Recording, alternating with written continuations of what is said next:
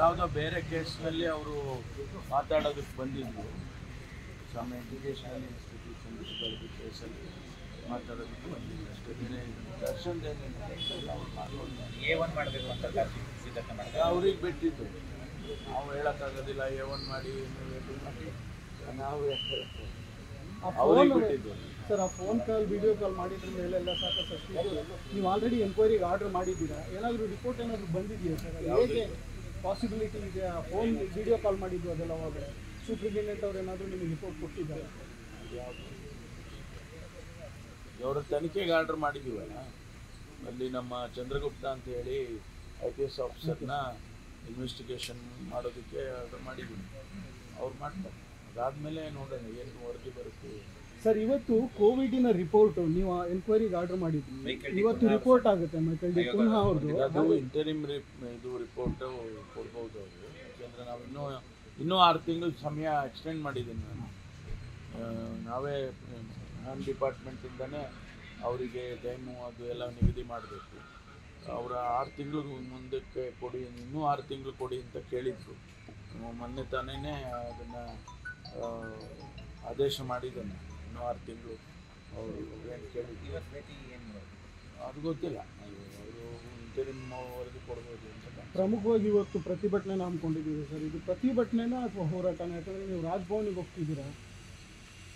ಹೋರಾಟದ ಮೂಲಕ ಪ್ರತಿಭಟನೆ.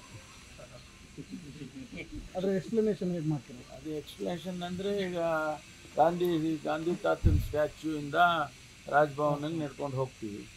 ಅವರು ಈಗ ನಮಗೆ ಎಷ್ಟು ಜನರಿಗೆ ಒಳಗಡೆ ಕರೀತಾರೆ ಗೊತ್ತಿಲ್ಲ.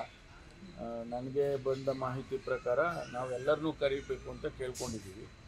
ಕರಿಬೋದು, ಬಹುಶಃ ಕರೆದು ಆಡಿಯನ್ಸ್ ಕೊಡ್ಬೋದು ಗವರ್ನರ್. ಏನು ರಿಕ್ವೆಸ್ಟ್ ಮಾಡ್ತೀರಾ ಸರ್? ನಾವು ಈಗ ಕುಮಾರಸ್ವಾಮಿ ಅವ್ರದ್ದು, ಶಶಿಕಲಾ ಜೊಲ್ಲೆದು, ಜನಾರ್ದನ್ ರೆಡ್ಡಿ ಅವ್ರದ್ದು, ನಿರಾಣಿ ಅವ್ರದ್ದು, ಇವ್ರದ್ದೆಲ್ಲ ನೀವು ವರ್ಷಾನುಗಟ್ಟಲೆ ಯಾಕೆ ಇಟ್ಕೊಂಡಿದ್ದೀರಾ? ಅದಕ್ಕೆ ನೀವು ಪರ್ಮಿಷನ್ ಕೊಡಿ ಪ್ರಾಸಿಕ್ಯೂಷನ್. ನಮ್ಮದನ್ನು ನೀವು ಈಗ ಆಗಲೇ ಕೋರ್ಟಲ್ಲಿ ನಡೀತಾ ಇರೋದ್ರಿಂದ ನಾವು ಏನೇ ಡಿಮ್ಯಾಂಡ್ ಮಾಡೋದಕ್ಕೂ ಕಷ್ಟ ಆಗುತ್ತೆ. ಯಾಕೆಂದರೆ ಅದು ಮಾನ್ಯ ಸಿದ್ದರಾಮಯ್ಯನವ್ರದ್ದು ಇವತ್ತು ನಡೆಯುತ್ತೆ, ಇವತ್ತು ಕೂಡ ಮುಂದುವರೆದಿದೆ. ಆದ್ದರಿಂದ ಅಲ್ಲಿ ಸಬ್ಜುಡಿಸ್ ಆಗ್ತದೆ ನಾವೇನಾದರೂ ಕೂಡ ಮಾತನಾಡೋದಕ್ಕೆ ಹೋದರೆ. ಅದರಿಂದ ಅದಕ್ಕಿಂತ ಇದು ಮುಖ್ಯ ಇದೆ. ಸಾಕಷ್ಟು ಆಸ್ಪಿರೆಂಟ್ಸ್ಗಳಿದ್ದಾರೆ, ಅವ್ರಿಗೆ ಕೂಡ ಆಸೆ ಇದೆ. ಯಾರೂ ಕೂಡ ರಾಜಕೀಯದಲ್ಲಿ ಸಂತರಲ್ಲ, ಹಾಗಾಗಿ ಮುಖ್ಯಮಂತ್ರಿ ಸ್ಥಾನದ ಮೇಲೆ ಕಣ್ಣಿರುವಂಥವ್ರು ಸಾಕಷ್ಟು ಜನ ಇದ್ದಾರೆ. ಹಾಗಾಗಿ ಅವಕಾಶಕ್ಕೆ ಕಾಯ್ತಿದ್ದಾರೆ ಅಂತ ಹೇಳಲಾಗ್ತಿದೆ ಸರ್.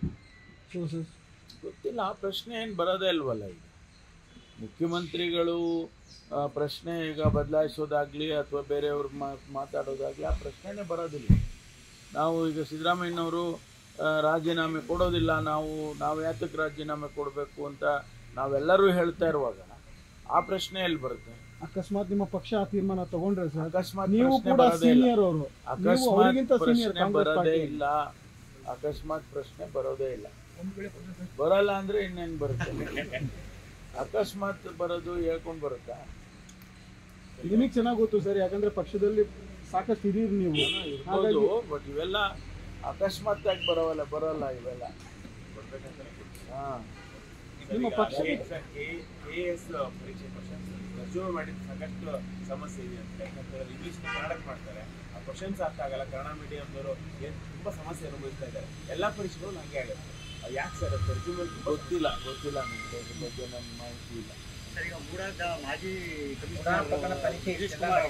ಕಾವೇರಿ ವಿಶ್ವವಿದ್ಯಾನಿಲಯಕ್ಕೆ ಈಗ ಕುಲಸಚಿವರ ನೇಮಕ ಮಾಡಿರೋದಕ್ಕೆ ಸಾಕಷ್ಟು ವಿರೋಧ ವ್ಯಕ್ತವಾಗಿರ್ತಕ್ಕಂಥ. ಯಾಕೆಂದರೆ ಸುಮ್ಮನೆ 4-5 ಸಾವಿರ ಕೋಟಿ ಅಕ್ರಮ ಆಗಿದೆ ಅಂತ ಹೇಳಿ ಒಂದು ಆರೋಪ ಇರೋ ಬೆನ್ನಲ್ಲೇ ಮಾಡಿರತಕ್ಕಂಥದ್ದು ಸರ್ಕಾರಕ್ಕೆ ಈ ರೀತಿಯ ನನಗೆ ಗೊತ್ತಿಲ್ಲ. ಅದು ಎಜುಕೇಷನ್ ಡಿಪಾರ್ಟ್ಮೆಂಟ್ನವ್ರು, ಹೈಯರ್ ಎಜುಕೇಷನ್ ಅವ್ರು ಮಾಡಿರೋದು ಅದು ನನಗೆ ಗೊತ್ತಿಲ್ಲ. ಅವ್ರಿಗೆ ಒಂದು ಕ್ರೈಟೀರಿಯಾಗಳಿರುತ್ತೆ.